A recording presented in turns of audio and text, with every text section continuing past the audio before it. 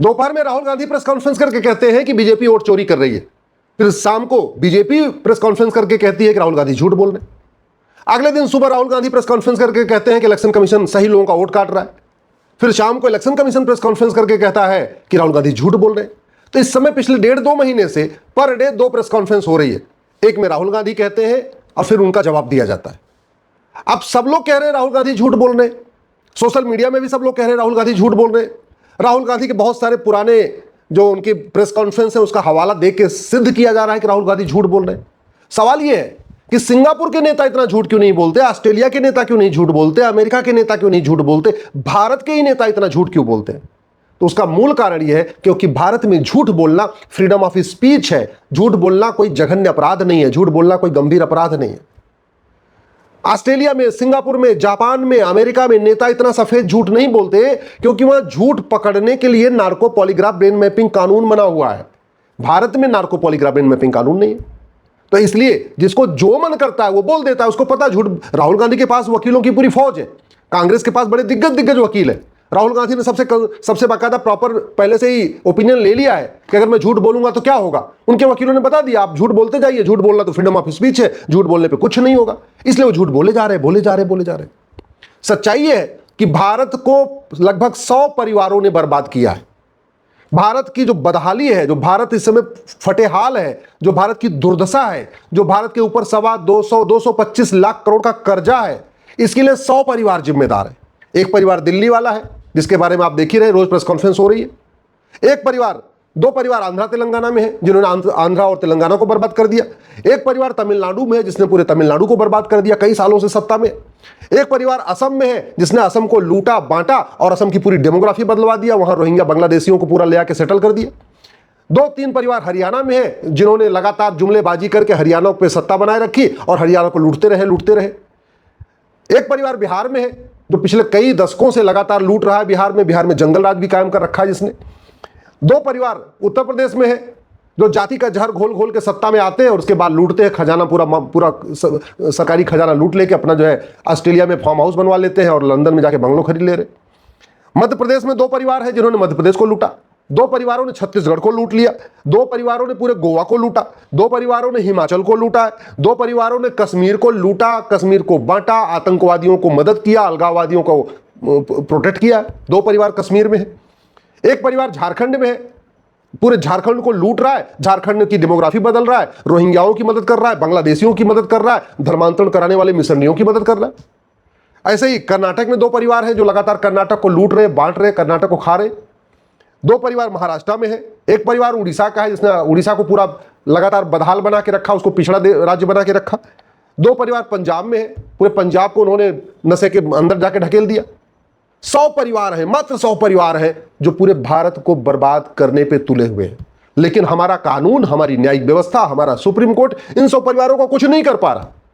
70,000 करोड़ का कॉमनवेल्थ घोटाला हुआ था, उसमें 2-4 प्यादे पकड़े गए, कुछ मंत्री संतरी पकड़े गए, लेकिन 70,000 करोड़ का घोटाला हुआ किसके इशारे पे हुआ था? उसमें कुछ नहीं हुआ, उस परिवार को कुछ नहीं हुआ। 1,76,000 करोड़ का 2G घोटाला हुआ, बस बाबू पकड़ लिए गए, सचिव पकड़ लिए गए, कमिश्नर पकड़ लिए गए, लेकिन जो मास्टरमाइंड थे परिवार उनका कुछ नहीं हुआ। 1,86,000 करोड़ का कोयला घोटाला हुआ, उसमें भी बस वही नौकर साहब पकड़े गए, सचिव को पकड़ लिया, एडिशनल सेक्रेटरी को पकड़ लिया, 2-4 और बाबू पकड़ लिया, लेकिन जो मास्टरमाइंड थे उनका कुछ नहीं हुआ। कड़वी सच्चाई है कि 500 साल में जितना मुगलों ने लूटा था भारत को, अंग्रेजों ने उतना 200 साल में लूट लिया था। और जितना मुगलों और अंग्रेजों ने 700 साल में लूटा, इन 100 परिवारों ने पिछले 75 साल में उतना लूटा है।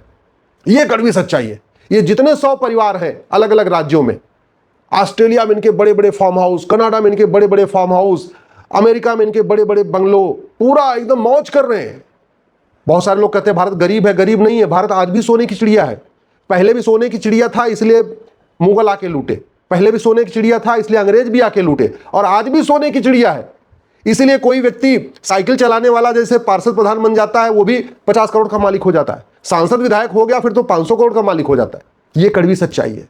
और ये सब इसलिए चल रहा है क्योंकि भारत में झूठ बोलना जघन्य अपराध नहीं है। झूठ पकड़ने के लिए नार्को पॉलीग्राफ ब्रेन मैपिंग कानून नहीं है। दुनिया के कई देशों में झूठ, भ्रष्टाचार जघन्य अपराध माना जाता है। चीन के भूतपूर्व कानून मंत्री को फांसी हुई है, भ्रष्टाचार किया था।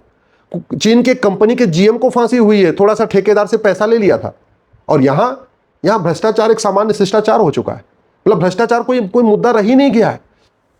और ये जो 100 परिवार है, ये गरीबी हटाने का नारा देंगे, भूखमरी खत्म करने की बात करेंगे, फिर मुफ्तखोरी को बढ़ावा देंगे, जी मैं तुम्हें स्कूटी दे दूंगा, मैं तुम्हें लैपटॉप दे दूंगा, मैं तुम्हें कंप्यूटर दे दूंगा, मैं फलाने ठिकाने कर दूंगा। अल्टीमेटली टैक्सपेयर को लूट के और इलेक्शन के पहले मुफ्तखोरी का वादा करते हैं। ये जो 100 परिवार हैं, ये कोई इसमें लोहियावाद की बात करेगा, कोई जो है अंबेडकरवाद की बात करता है, कोई पेरियारवाद की बात करता है, कोई गांधीवाद की बात करता है, ये सब करते हैं। लेकिन भारत में रिफॉर्म कैसे होगा उसकी कभी बात ही नहीं करते। दुर्भाग्य यह है, आम जनता इन 100 परिवारों के जुमलों से दिग्भ्रमित हो चुकी है। आम जनता इन 100 परिवारों के पे यकीन करती रही और उस यकीन का इन्होंने फायदा उठाया। खूब लूटा, बच्चों को यहां विदेश भेजा, यहां भेजा, वहां भेजा, खुद के अपने चार्टेड प्लेन बना लिए, सब कुछ कर लिया। अब समाधान क्या है? समाधान यह है कि सबसे पहले ये 1950 का घटिया रिप्रेजेंटेशन ऑफ पीपल एक्ट बदला जाए। 1950 और 51 में जो कानून घटिया बना था, जिसकी वजह से इलेक्शन पूरी तरीके से धोखा हो चुका है, इसको बदला जाए। समाधान दूसरा क्या है? पॉलिटिकल पार्टियों के लिए कोई कानून ही नहीं है। मैंने भी PIL फाइल किया कि भैया सुप्रीम कोर्ट के लिए सुप्रीम कोर्ट रूल है, हाई कोर्ट कैसे चलेगा उसके लिए हाई कोर्ट रूल है, पार्लियामेंट कैसे चलेगा उसके लिए पार्लियामेंट ऑफ बिजनेस रूल है।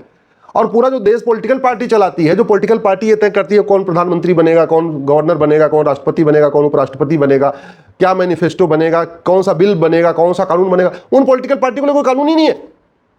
तो कम से कम कानून तो बने। पॉलिटिकल पार्टियों ने सबके लिए कानून बनाया, अपने लिए कानून ही नहीं बनाया। नेताओं ने अपने लिए कोई कानून नहीं बनाया कि हमें पॉलिटिकल पार्टियों के लिए कानून होना चाहिए। तो एक सबसे पहले पॉलिटिकल पार्टी के लिए कानून होना चाहिए। पॉलिटिकल पार्टियां RTI के दायरे में लाई जाए। सबसे बड़ी बात, जिस दिन हम भ्रष्टाचार को जघन्य अपराध घोषित कर देंगे, कालाधन बेनामी संपत्ति को पकड़ने का सबसे अच्छा तरीका है कि 50,000 रुपए से महंगी संपत्ति आधार से लिंक कर दे। इसको लिंक करते ही ये 100 जो पॉलिटिकल परिवार हैं, ये भारत छोड़ के भाग जाएंगे। ऐसा नहीं कि बाहर जाकर कहीं झुग्गी में रहेंगे। इनके बड़ी बड़ी कोठियां हैं, इनके बड़े बड़े बंगलों हैं, इनके बड़े बड़े फार्म हाउस हैं, इनको रहने में कोई दिक्कत नहीं है। इन्होंने भारत में कम प्रॉपर्टी बनाई है, विदेशों में ज्यादा प्रॉपर्टी बनाई है, क्योंकि भारत की प्रॉपर्टी तो पकड़ में आ जाएगी। विदेशों वाली प्रॉपर्टी कोई पकड़ने जा नहीं रहा, कोई देखने जा नहीं रहा, कोई वीडियो बना के शेयर तो करने जा नहीं रहा। हालांकि यहां भी इनके पास बड़ी बड़ी प्रॉपर्टियां हैं, लेकिन यहां वाली प्रॉपर्टी मौसी के नाम, बुआ के नाम, चाचा के नाम, फूफा के नाम, नौकर के नाम, ड्राइवर के नाम, अपने धोबी के नाम, अपने ऐसे अलग अलग नाम से रखी हुई है। तो यहां वाली भी पकड़नी मुश्किल है। लेकिन विदेशों वाली प्रॉपर्टी इनके खुद के बाल बच्चों के नाम पे, और इसलिए ये यहां से छोड़ के भाग जाएंगे। बस समाधान यही करना पड़ेगा कि आपको 100 रुपए से बड़ी नोट बंद करना पड़ेगा।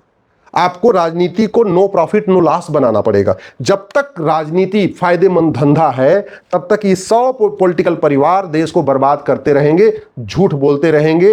ये 100 पॉलिटिकल परिवार अगर भारत छोड़ के भाग जाए, तो मैं कहता हूं भारत में जातिवाद खत्म हो जाएगा। अल्टीमेटली जाति का जहर घोलने वाले 100 परिवार है।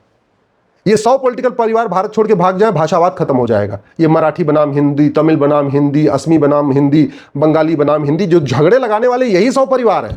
इन्हीं, ये बोले चाहे ना बोले, इन्हीं के इशारे पे इनके जो प्यादे होते हैं ना, इनके जो नेता छुट भैये होते हैं, वही वो हंगामा शुरू करते हैं। ये 100 परिवार भाग जाए, भारत में जातिवाद खत्म हो जाएगा। ये 100 परिवार भारत छोड़ के भाग जाए, भाषावाद खत्म हो जाएगा। ये 100 परिवार भारत छोड़ के भाग जाए, क्षेत्रवाद खत्म हो जाएगा। ये 100 परिवार के भारत छोड़ के भाग जाए, अलगाववाद खत्म हो जाएगा। ये 100 परिवार अगर भाग जाए भारत छोड़ के, माओवाद खत्म हो जाएगा, नक्सलवाद खत्म हो जाएगा, जिहाद खत्म हो जाएगा। ये 100 परिवार भारत छोड़ के भाग जाए, मैं कह रहा हूं मिशनरी अपने आप भारत छोड़ के भाग जाएंगी। वो इन्हीं 100 परिवार के भरोसे भारत में बैठी हुई है। ये 100 परिवार भारत छोड़ के अगर भाग गए, तो आधे जिहादी अपने आप भाग जाएंगे, वो भी इन्हीं 100 परिवारों के भरोसे बैठे हुए, क्योंकि ये 100 परिवार उनको प्रोटेक्ट करते हैं। उनके डायरेक्टली इनडायरेक्टली उनके नाम ह्यूमन राइट के नाम पे और सेकुलरिज्म के नाम पे उनको बचाते हैं। अब ये 100 परिवार भागेंगे कैसे? भागने का तरीका मैं आपको बता रहा हूं। भागने का एक ही तरीका है, 100 रुपए से बड़ी नोट बंद कर दे, कालाधन खत्म, 5,000 रुपए से महंगे सामान का कैश लेन देन बंद कर दे, और उसके बाद 50,000 रुपए से महंगी प्रॉपर्टी को आधार से लिंक कर दे। कालाधन, बेनामी संपत्ति, आय से अधिक संपत्ति 100% जब्त करने और भ्रष्टाचारियों को फांसी देने के लिए कानून बना दे। मैं गारंटी के साथ कहता हूं ये 100 परिवार भाग जाएंगे, और इन 100 परिवार के भागते ही अगले 5 साल में राम राज्य आ जाएगा। इन 100 परिवारों के भागते ही अगले 5 साल में भारत विश्वगुरु बन जाएगा। इन 100 परिवारों के भागते ही अगले 5 साल में कश्मीर से कन्याकुमारी और कच्छ से कामरूप तक ईमानदारों की सरकार बन जाएगी, राष्ट्रवादियों की सरकार बन जाएगी। ये पाखंडियों के भागते ही आधी समस्या खत्म हो जाएगी। तो सबसे जरूरी है इन पाखंडियों को भारत से भगाना, और तरीका उसका यही है। पुलिस रिफॉर्म करना पड़ेगा, जुडिशियल रिफॉर्म करना पड़ेगा, एडमिनिस्ट्रेटिव रिफॉर्म करना पड़ेगा, इलेक्शन रिफॉर्म करना पड़ेगा, करप्शन को जघन्य अपराध घोषित करना पड़ेगा, नार्को पॉलीग्राफ ब्रेन मैपिंग कानून बनाना पड़ेगा, तो उसके लिए एविडेंस एक्ट बदलना पड़ेगा। भ्रष्टाचार को जघन्य अपराध घोषित करने के लिए बीएनएस को बदलना पड़ेगा। ये जो कंडक्ट, ये अपना रिप्रेजेंटेशन ऑफ पीपल एक्ट है जिसके कारण ये फर्जीवाड़ा करते रहते हैं इलेक्शन में, उसके लिए ये कानून बदलना पड़ेगा। राजनीतिक पार्टियों को 100% कैशलेस करना पड़ेगा। एक माननीय प्रधानमंत्री जी केवल एक काम कर दे कि कोई भी पॉलिटिकल पार्टी अब 1 रुपए कैश में चंदा नहीं ले पाएगी, न 1 रुपए कैश में खर्च कर पाएगी। पॉलिटिकल पार्टियां 100% डिजिटल हो जाएंगी। इतना करते मैं कह रहा हूं इनकी आधी दुकान ऐसे बंद हो जाएगी।